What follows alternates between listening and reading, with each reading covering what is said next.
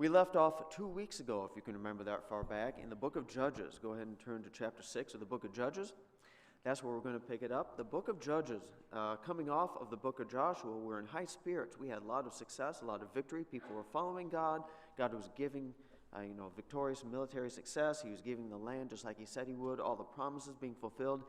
Then we get to the book of Judges, and the Judges starts out by saying, after the death of Joshua, after the death of Joshua and all those leaders that were current and contemporary to his generation, and they died off. And the people didn't really have a solid, strong leader to lead them like they did with Moses and with Joshua, and they started to drift away.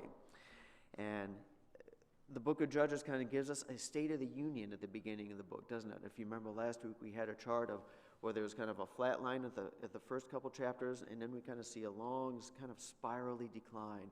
And then at the end of the book, there's another state of the union statement again, and we'll get to that probably end of this week or maybe next week.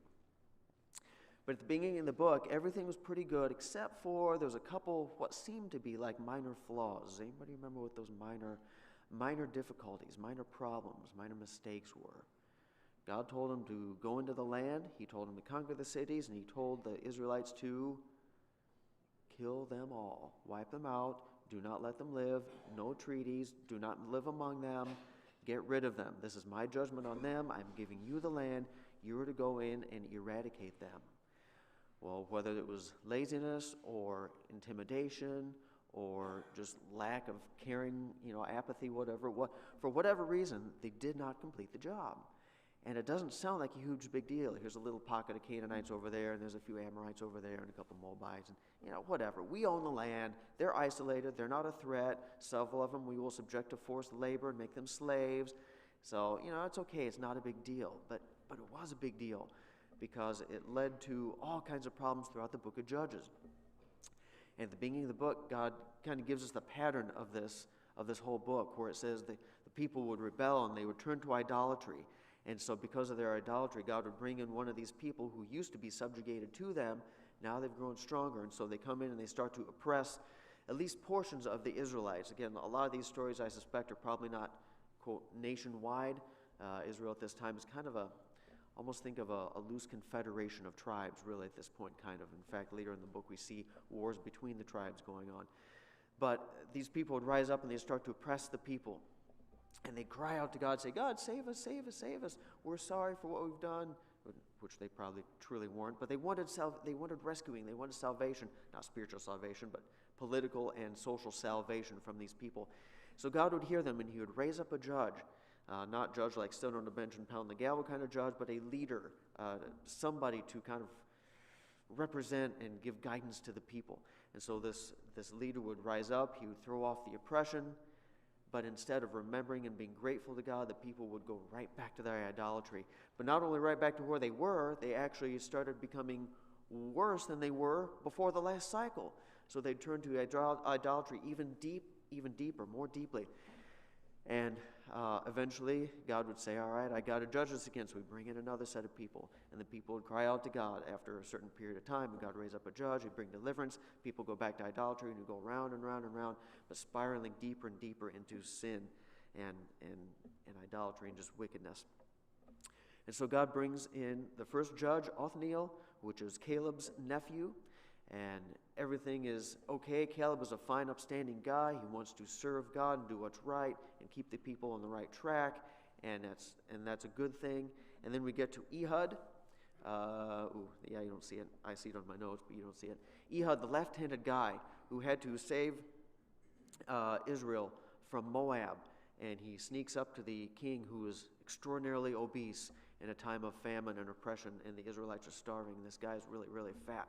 And he goes to deliver the tribute which was demanded of the Israelites by the Moabites. And he says, here's your tribute. By the way, I got a secret message from God for you. I better tell you this in secret. So they go up to his upstairs chambers, and they shut the door, and the king says, what is it? And Ehud says, here it is. And he whips out his knife, and he stabs it in the guy's belly, and it's a gross scene. It says the fat closes over the handle, and it sinks all the way in. And the guy just kind of slumps over there as he's sitting in his upstairs bathroom, really is what it is, and he sneaks out the window. And the attendants come in up, and they say, wow, what's taken King Ehud so long? This is kind of embarrassing. Should we knock on the door or just kind of let him push for a while? And finally they knock on the door, and they jimmy the lock open, and there he is dead in the bathroom as Ehud escapes out the back, and they overthrow the oppression. Next is Deborah and Barak. That's where we left off last week. God talks to Deborah, the prophetess, and says, go tell Barak that I've designated him to be the guy. He's to go and attack the Canaanites, and I will give him victory. We said, keep an eye on the book of Judges as we go throughout this book, on the behavior of the guys and the plight of the women. And it's almost, I know we live in kind of a feminist age, and I don't hate to bring it up, but I want to, because it seems like God goes out of his way to point out and differentiate the two here. Every story contains something about the women involved. And again, I'm not talking about feminist women's rights and all that kind of thing. And we'll elaborate on this more and more, but put yourself in the place of the people of the stories of this book and see if you'd like to live in that time. Deborah and Barak. Barak is assigned to go and throw off the oppression of the Midianites.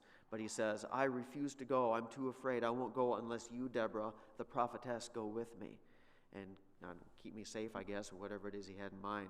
She said, okay, but because you're not obeying God on your own and you demand support, the glory's not going to go to you. It's going to go to a woman. And again, we hear her say that, and we think, aha, now Deborah's going to get the glory because she has to go along. But that's not really what she meant at all, is it? Because in the end of the battle, as everyone's running away, and the general of the army runs off from the chariots, and he goes and he hides in a tent, doesn't he? A tent who he thinks is friendly. And so he goes in and says to the lady, Jael, she says, hide me, they're chasing me. If they come looking for me, tell me you haven't seen me. Oh, by the way, do you have any water to drink? And he kind of lays down there, and she covers him up with a mat. She gives him some nice warm milk and sings him a lullaby, and he's out like a light, and he's fast asleep. And she sneaks out, and she kind of has to do the dirty work of the army, doesn't she? And she goes out, and she gets a great big long tent peg and a great big heavy hammer. And the poor woman who has to do this task of finally defeating the general, she sneaks in as he's sleeping there in the tent. She takes the peg and drives it through his head and into the ground.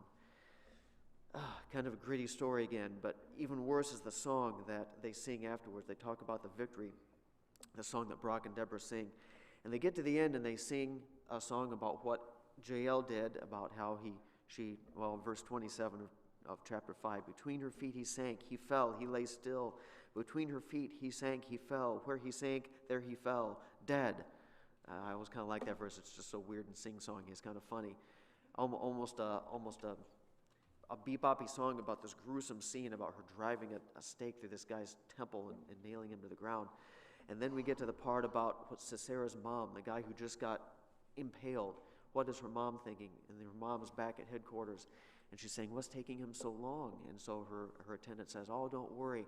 I'm sure they're just having a party, a victory party over the Israelites, how they went in and plundered them, and they're dividing up the clothes and the suits and whatever little valuables they find, and they're passing around the little Israelite girls, one or two for each guy to play with for a while after their victory. And you say, what a bad time to be in Israel. That's how the Moabites treated them, huh? And you kind of get a sinking feeling of things are not great. And we continue on to the next judge. The next judge, everybody knows, the son of Gideon. Who will fight for, Gideon? Who will be a Gideon? Who will be the man? And we're going to look at Gideon the man here today, because we get to chapter 6, verse 1, and at the end of every cycle we see another statement just like this. The people of Israel did what was evil in the sight of the Lord, and the Lord gave them into the hand of Midian for 7 years. People returned to their sin. God had to return oppression to them. And it talks about how the Midianites oppressed the people, how they were impoverished, how they were starved, how every time it was time for the crops to come in, the Midianites would come, take all the crops, take all the food, take all the livestock, and the Israelites had nothing to live on, and they're starving and they're desperate. And it's a horrible situation. Verse 7 of chapter 6, the people cried out to the Lord on the account of the Midianites. And the Lord sent a prophet to the people of Israel. The prophet isn't even named in Scripture. We have no idea who this is, but here's what he said. He said to them, thus says the Lord, the God of Israel, I led you up from Egypt and brought you out of the house of slavery. And I delivered you from the hand of the Egyptians and from the hand of all who oppressed you, and drove them out before you and gave them their land. And I said to you, I am the Lord your God, and you shall not fear the gods of the Amorites in whose land you dwell. But you have not obeyed my voice. That's why you're being oppressed. That's why you're constantly in poverty and afraid for your life, and why life is so miserable for you, because you've chosen not to obey me. And I told you in Deuteronomy, if you don't obey me, I will bring trouble upon you. And that's what's happening. Turn back to me. Follow me, God says. Verse 11, now the angel of the Lord came and sat under the terebinth at Ophrah, which belonged to Joash of the Abiezrite, while his son Gideon was beating out wheat in the winepress to hide it from the Midianites. Again, picture the scene here. He's threshing his wheat, and the Midianites are known for coming through and taking all the wheat and all the crops and leaving the Israelites starving. So he's threshing his wheat not on a high hill threshing floor where the wind comes across and blows away the chaff and leaves the wheat. Where is he beating his wheat at? In the winepress. So while the threshing floors tend to be on the higher hills, so you get the wind coming through and blowing the chaff away and it cleans off the wheat, he's in the lowest of the low wine press. The wine press you build in a depression so the wine runs down off the little spout, and you can bag it off and keep it and put it in jars or whatever. So he's having to thresh his wheat in hiding down in the low recesses of the ground in the wine press of all places, hiding from the Midianites so they don't steal his wheat. Verse 12, and the angel of the Lord appears to him and says, the Lord is with you, mighty man of valor, he says, as he's hiding like a little mouse in a wine press.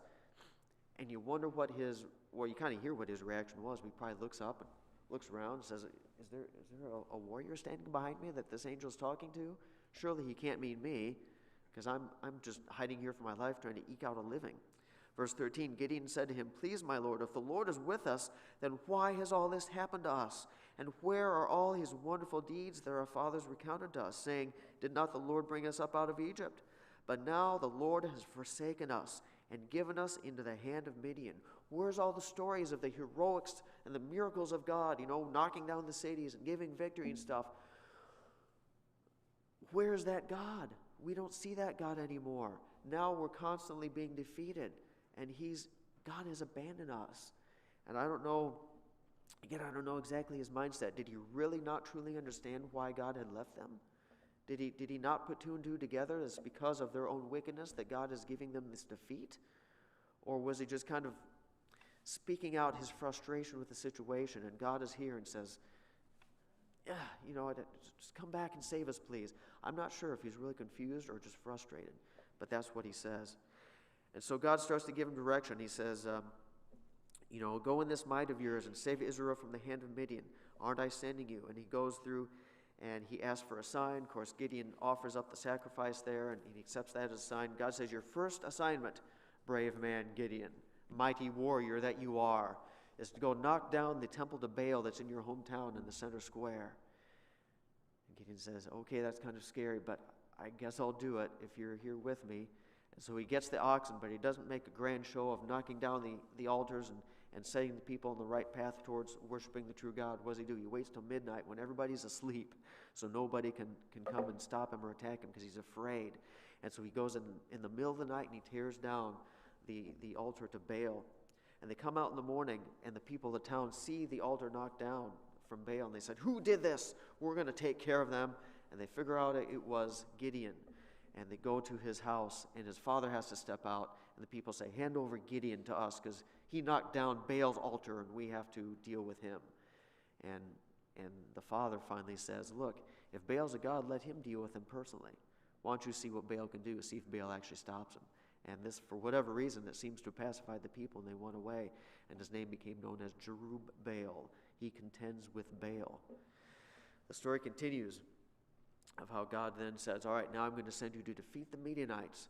And Gideon, who is, again, afraid and not very confident, and he takes a lot of heat and flack for this. I'm a little bit more lenient. If I was in Gideon's place, I would want some reassurance too. I mean, if God told you personally to hop on a plane, fly over to Iran, and I'm going to use you personally to defeat the regime in Iran, would you want some kind of reassurance before you walk headlong into the center of Iran and say, here I am, I'm here to stop you. By the way, I'm an American, shoot me. You'd probably want some kind of reassurance from God. I know I would. And so I give Gideon a little bit of leeway here. He didn't say no, he didn't refuse the job, but he just said, I want to be really, really sure that you're on my side before I do this, because those Midianites are mean people. So he says, if you're really with me, I'm going to lay out this wool blanket, this fleece. And he says, I want you God, I want you to make the ground all the way, am I doing this right? Yeah, anyway, the ground wet and the fleece dry, and sure that happens. And the next night he says, do it the opposite way. Make the fleece wet and the ground dry, just so I know for sure that you're going to give me this battle. And of course, God does it. And so they go down and they call out all of Israel's army, some 32,000, I believe. Thousands of people come to fight the Midianites. And God, in a completely backward situation, can you ever imagine any army recruiter saying this?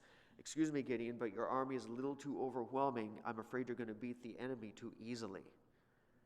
Never in, I see Lonnie sitting over here, any of Jason's recruiters ever say something like this. You have too many recruits. You need to send them home. Because as it is, it's almost an even fight, but not really, because you're still outnumbered. So you need to send the vast majority home.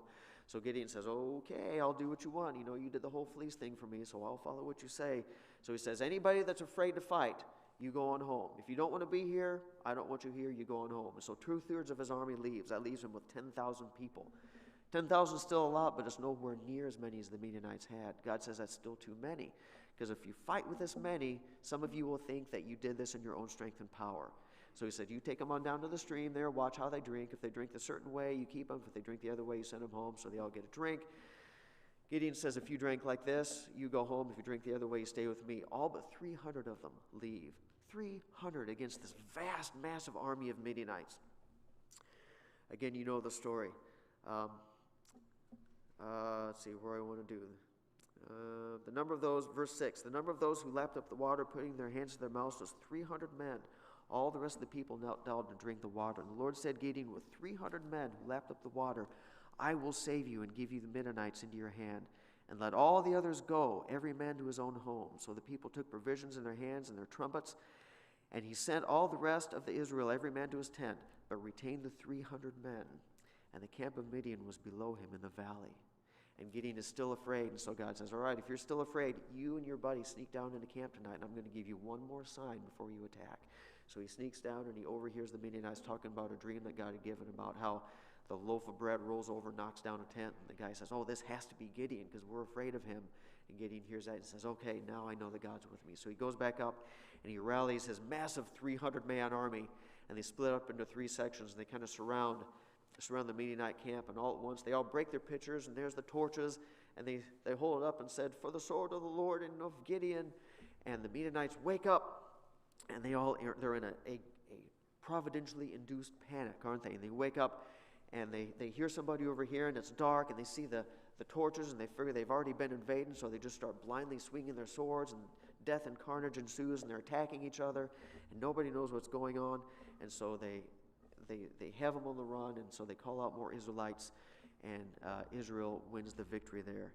I know I just totally summarized that story, but I think it's pretty well known anyway. And so they gain they gain victory over the defeated Midianites. He continues to chase them, though. That's the good part of the story. That's the part that we like to tell in the little kids' Sunday school, and who will be a Gideon and all that kind of thing. That's the fun part. But this is the book of Judges, isn't it? And we know it can't go this well because we're halfway through the book of Judges.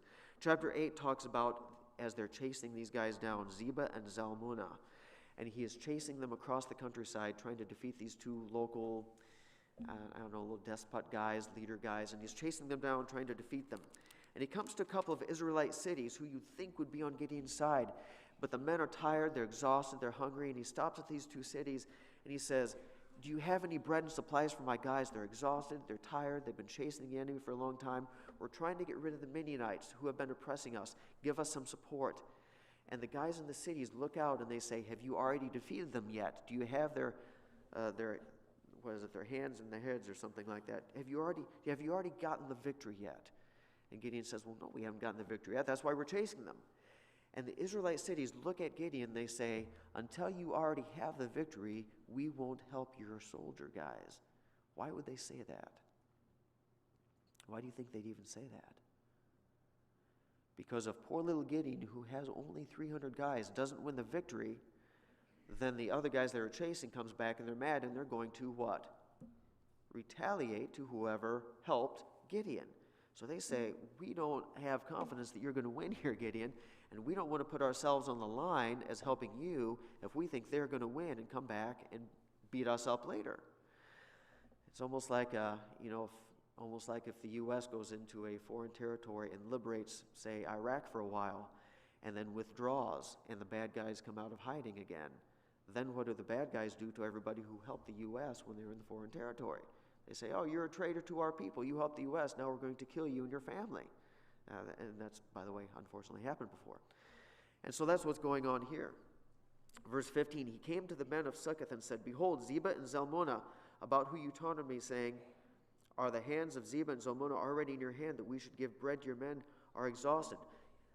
Gideon chases these guys. Of course, God gives him the victory, like he said, and they go back through these towns. And at the first town, he said, if you don't help me after I beat these guys, I'm going to beat you guys with briars. And the next town, he says, if you don't help me now, I'm going to tear down your towers.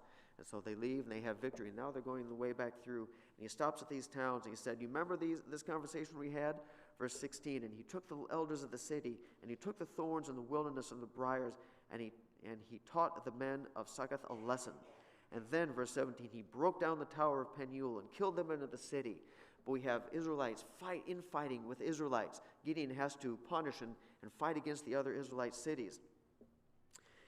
He continues the conversation. Verse 22, the men of Israel said to Gideon, after this astonishing victory, and this is probably the highlight of the book of Judges. If I had to pick one highlight of the book of Judges, this is probably it. Verse 22, the men of Israel said to Gideon, rule over us, you and your son and your grandson also, for you have saved us from the hand of Midian. We want to make you, in effect, our king, really, don't we? And you can be the king, and your son can be the next king, and your grandson the next king. Finally, we have a good, valiant, strong warrior leader to take care of us.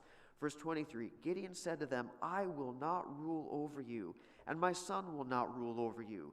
The Lord will rule over you. He is to be your king. Why do you not follow him who is supposed to be your king, and you're trying to make me your king? This is not how it's supposed to work. I've saved you, but God saved you through me. Follow your true king, who is supposed to be God. But, as wonderful as that is, we get to verse 24. But then Gideon said to them, let me make one request of you. Every one of you give me the earrings from his spoil. For they had golden earrings because they were Ishmaelites. Apparently they all wore golden earrings. And they answered, okay, we'll give them to you. And they spread out a cloak, and every man threw in earrings from the spoil. The weight of the golden earrings they requested was about 1,700 shekels. I did the math last night. That's a little over 42 pounds of gold, besides the ornaments and other stuff. Verse 27, Gideon made an ephod of it and put it in his city in Ophrah. And all of Israel whored after it there, and it became a snare to Gideon and his family. And Gideon, this wonderful leader guy, the guy who said, I will not rule over you, but he said, you know what would be fun? Give me some gold, and we're going to make this fancy ephod. And this ephod, this breastplate, this thing that fancy royalty would wear. And they made this thing. And I don't know if Gideon wore it around or if he put it on display or what he did exactly. But for whatever reason, this thing became in itself an idol to the people. I'll remember the good old days of Gideon. We're going to bow down to this thing, or we're going to worship this thing. We're going to idolize this thing that Gideon made. And the very Gideon who rescued the Midianites by God's hand out of the people ends up ironically providing the next idol for the people to worship. Oh, this is horrible. But it gets worse. The death of Gideon happens in the following verses. And one of his sons, Abimelech, verse 30, Gideon had 70 sons, by the way, his own offspring, for he had many wives. But he also had a concubine who was in Shechem, and he also bore him a son, and his name was Abimelech. And this Gideon, he was a very fruitful individual. He had 70 sons through his multiple wives, and also concubines on the side as well. And one of these concubines gives birth to a man named Abimelech. And the story goes, we will summarize this, but Abimelech is rejected by his other brothers because he's kind of an illegitimate. He's a second-class son. He wasn't born to an actual legitimate wife of Gideon. He was born to one of the concubines. And so they said, we don't want you here. We don't want you sharing in our inheritance with our father. You get out of here. And he had a really rough home life, obviously. He was rejected by his family. He runs off to another area. He kind of rounds up a bunch of ragtag outlaw reject guys, and it's an ugly story. But then more oppression comes, and the brothers say, we are being oppressed again. I'm sorry, I'm skipping ahead of myself. Abimelech, he tries to set up himself to rule as well. and he tries to set himself up over this town of Shechem, and it's an ugly story. He has his brothers murdered, and his brothers are murdered all except one, who stands on a hill and he pronounces a curse on Abimelech, and it's really ugly. And so he says, I hope this town that you're trying to lead turns against you and that you end up just destroying each other. And you remember back what Gideon said during the story. He says, I will not rule over you, Gideon said, nor will my, what? Nor will my son rule over you. And that's kind of what happened, but not really, because his, quote, legitimate sons didn't end up ruling over him. They ended up getting murdered. And his illegitimate son, though, did try to set up rule over this area. And so he sets up rule, but the town doesn't like him, and they start fighting back and forth. And so Abimelech rounds up his guys, and he comes to attack the city, and the city comes out to attack Abimelech, and it's a great big ugly scene, and it's horrible. And so he attacks this one city who fought against him, and all the people see that he's coming, and they're afraid, and Abimelech is winning the victory, and so they run into this fortress tower thing, and they all run in, and they shut the door, and they say, wow, we're safe in here. But Abimelech says, aha, I know what to do. So he takes all of his armies, they get a whole bunch of brush, and they stick this dry brush around the bottom of the tower, and they light the brush on fire. And that tower just acts like a massive chimney. It sucks in all the heat and the smoke, and all the people in there are just incinerated. And he kills the people. And he goes to the next town, and they defy him too, and they all run into the tower. And Abimelech says, aha, I know how to defeat these guys. And so they all get the brush and everything, and they're packing the brush around. They're getting ready to light the tower on fire. Let's see here. Where was it? Verse 52. Abimelech came to the tower and fought against it, and he drew near to the door of the tower to burn it with fire. Verse 53. But then a certain woman, here she is again, the woman at the end of the story, the woman of all people had to defeat Abimelech, and she threw an upper millstone on Abimelech's head and crushed his skull. And as Abimelech is packing the brush around and trying to light the tower on fire, she's carrying this millstone. I don't know why some of the guys didn't do it or what was going on, why she had to do this, but she's hoists this millstone up to the edge of the wall, and there it goes.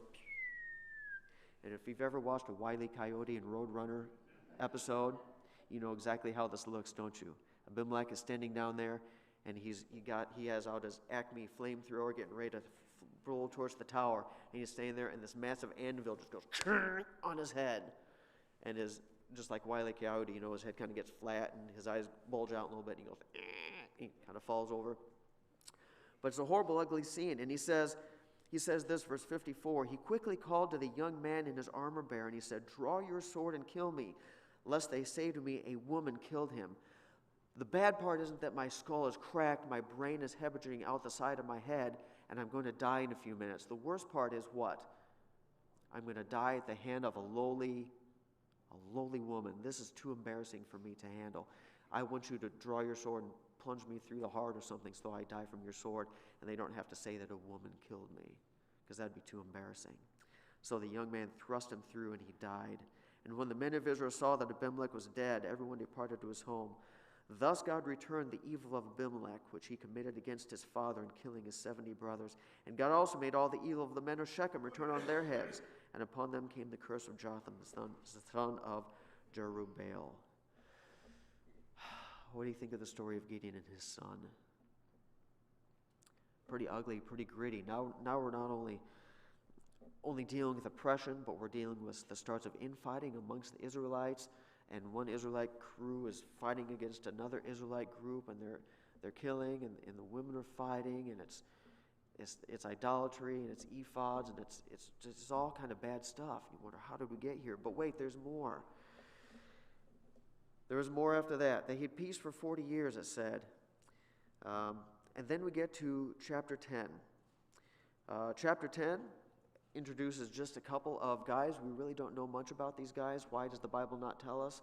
I don't know, other than to say it must not have been important to the narrative that God's trying to give here. It's not important to the point that he's making throughout the book. But Tola and Jair, right? After Abimelech, they rose to save Israel. Tola, the son of a bunch of guys, he judged Israel 23 years. He died. After him arose Jair, the Gileadite, judged 22 years. He had 30 sons who rode on 30 donkeys, and they had 30 cities, which are the land of Gilead. And he died, and he was buried. And that's all we know about these guys. Other than, it takes us to chapter 10, verse 6, doesn't it? What does chapter 10, verse 6 say? Once again, here we go. The people of Israel did what was evil in the sight of the Lord, and served the Baals and the Ashtaroth, and as if that wasn't bad enough, the gods of Syria, and the gods of Sidon, and the gods of Moab, and the gods of the Ammonites, and the gods of the Philistines. That's where they have come to this point. One or two foreign gods aren't enough for them. Just the God of the Canaanites? Oh no. Just the God of the Amorites? Not a chance. We got to get the Sidonites and the Philistines and the Amorites and every single pagan god around we can find. They are worshiping them all of them. Can you imagine what God sees as he looks down and sees this?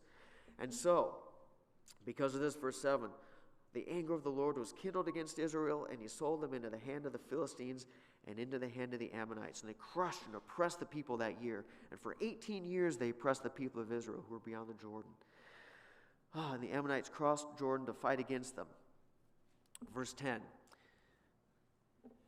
And the people of Israel cried out to the Lord, saying, we have sinned against you because we have forsaken our God and have served the Baals. And by the way, all the other false gods we could find. And the Lord said to the people of Israel, did I not save you from the Egyptians and the Amorites and from the Ammonites and from the Philistines, the Sidonians also, and the Amalekites and the Moabites to oppress you? And you cried out to me, and I saved you out of their hand. Yet you have forsaken me and served other gods. Therefore I will save you no more.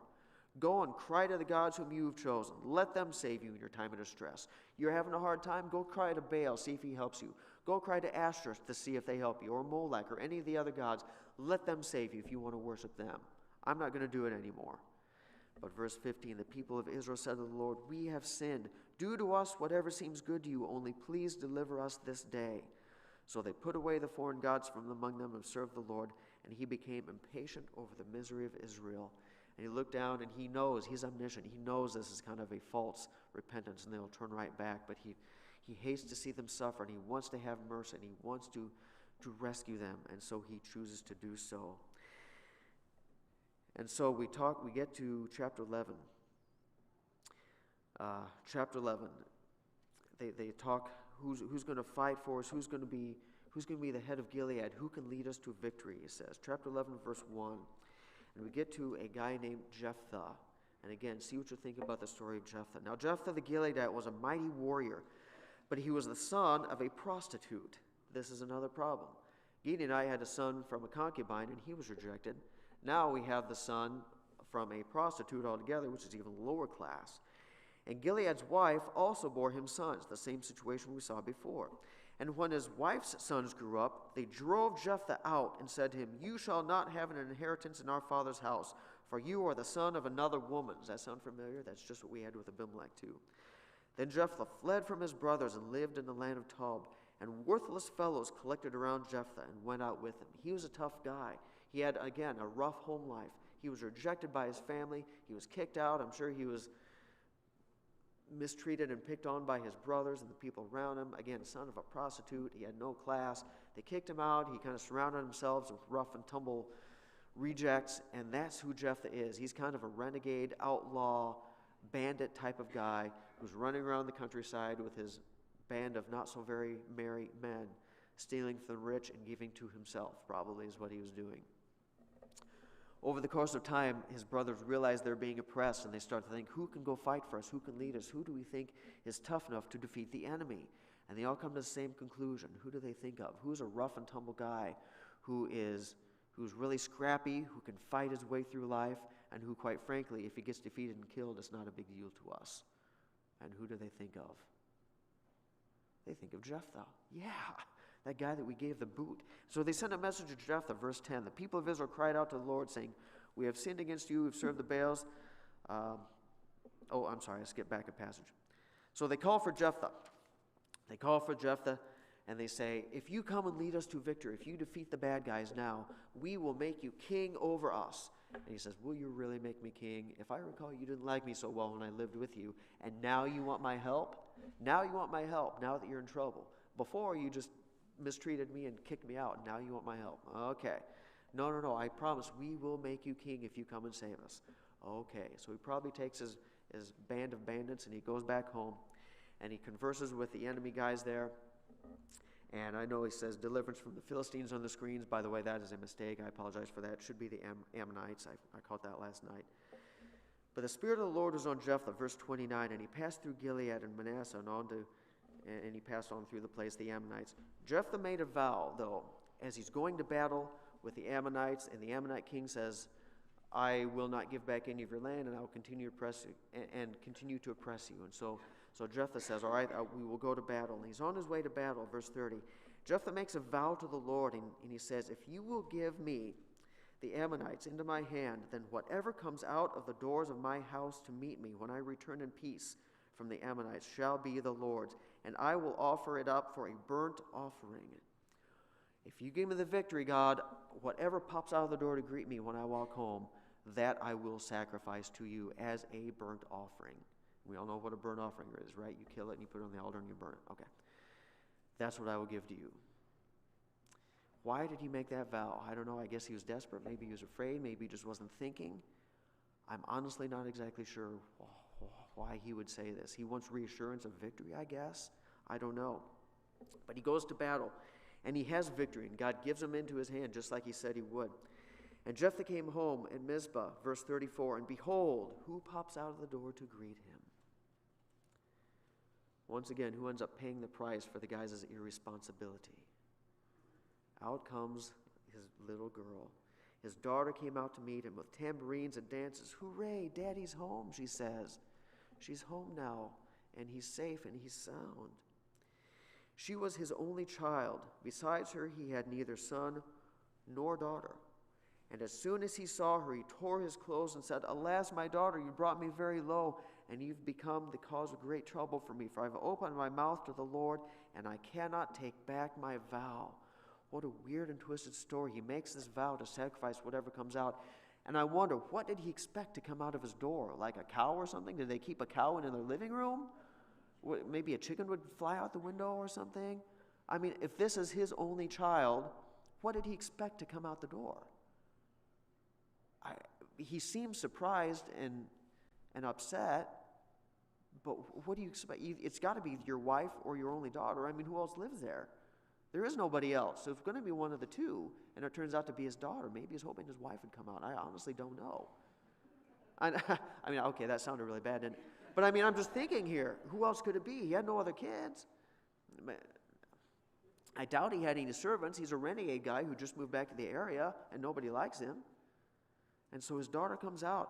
But he says, in light of this horrible vow, he says, and as bad and gritty of a guy as this is, he does at least say, I made a vow to God, and I cannot break it. Of all the things he chooses to dig his heels in and say, I will be a moral person here, is say, I will be moral in keeping my vow to kill my daughter. Of all the things he decides to stand firm on in a moral sense, that's what he chooses. And it's just a bizarre mystery to me. And she said to him, verse 36, here's her response, My father, you have opened your mouth to the Lord.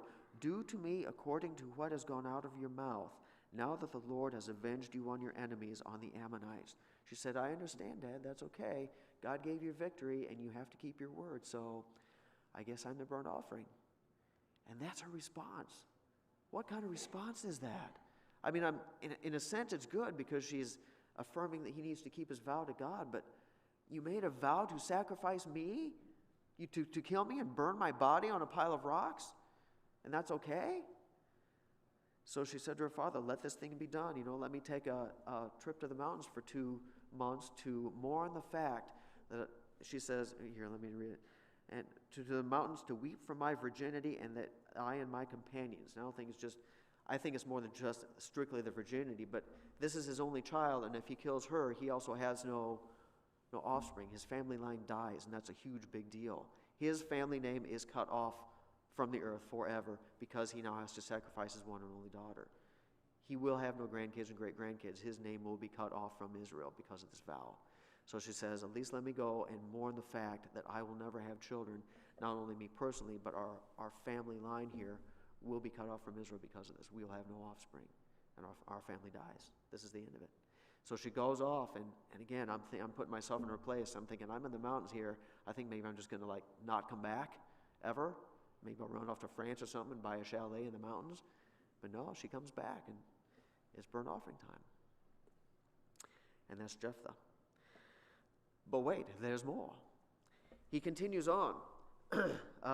After he rescues Israel, some of the other neighboring Ephraimites say, "Hey, how dare you go after the Ammonites without calling us to help you? You just embarrassed us. You made us look like wimps because now you went out and defeated them by yourself. You should have called us so we could help you. So we get some of this credit too, I guess." And he says, "I did call you and you wouldn't respond." And so they fight back and forth. The next thing you know, you have on a civil war going on. It's not enough that all the enemies are coming in to oppress Israel. Now they're bickering and infighting and having a civil war, town against town, tribe against tribe, and they're killing each other off.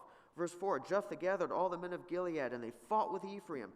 And the men of Gilead struck Ephraim, because they said, "You're fugitives from Ephraim, you Gilead, in the midst of Ephraim and Manasseh." The Gileadites captured the fords of the Jordan, where you cross the river, against the Ephraimites. And when any of the fugitives of Ephraim said, "Let me cross the river," then the men of Gilead would say to him, "Are you an Ephraimite? If you are, we will kill you." And when he said no, because who's going to say yes, because they will kill you, they said to him, "Say the word Shibboleth." And he would say, "Sibboleth," for he could not pronounce it right. It's almost like the North and the South, isn't it? And they're down at the Mason-Dixon line, and they set up a kind of a crossing gate. And anybody comes across and say, "Are you fighting for the South?" Say the Union guys. No, I'm not fighting for the South." Okay, say, and they come up with a word that if you say it, it's going to be obvious that you have that Southern accent. And if you have that Southern accent, we know you're from the South, and we will kill you. Isn't that lovely? Yeah, I mean, isn't that nice? What a tragedy that Israel is fighting against its own people. They're killing their own people. It's a civil war that this guy has started. What a great Savior. What a wonderful Redeemer this guy is. What a loser. So they seized the guy and they'd slaughter him at the fords of Jordan. At that time, 42,000 Ephraimites fell. 42,000 Israelites dead at the hand of their own brother Israelites. And Jephthah judged Israel for 6 years. Then he died and he was buried. What do you think of the story of Jephthah? What a great hero, huh? What a wonderful guy. And this is the guy that supposedly is leading the nation. This is, can we say, God's chosen guy? Although, really, for Jephthah, I don't even think, unless I missed it, it said the Spirit of the Lord came upon him, but it never said God raised him up. This was just a decision that some brothers made, said, "Hey, come, you're an expendable guy, and you're kind of tough and scrappy, so save us." God used him for sure, but I don't even think it ever says God raised him up or chose him. What an ugly, gritty story. But wait, there's more. Unfortunately, it's 9:43. We'll have to cover the last one next week. But if you think these stories are getting uglier and uglier, wait till you see the next one. It gets even worse. But this is the story of the time of Judges. I wish I could draw it all together now, but that's next week, and I want to wait till after the next story, and we can kind of draw it together. But you're going to kind of hate it because it's really bad. But this is a picture of human nature. This is what happens when people turn away from God. It just is. And not just the Israelites. It happens to, I got 2 minutes, I can say this quick. Several years ago, up in room 400 in Sunday school, we did kind of a quarter-long series of a study of America. Just kind of the different philosophy of America, what, if anything, makes us different, what's our makeup, where do we go from here, what's happening to our country, that type of thing. And we took a whole quarter on it. And we read a study kind of the rise and fall of nations. And some guy did a study. He says, of all the powerful nations, I'm not just talking any little piddly country, but those who actually become a superpower, exert power over the nations, conquer them or influence them or whatever, they all follow the same type of pattern.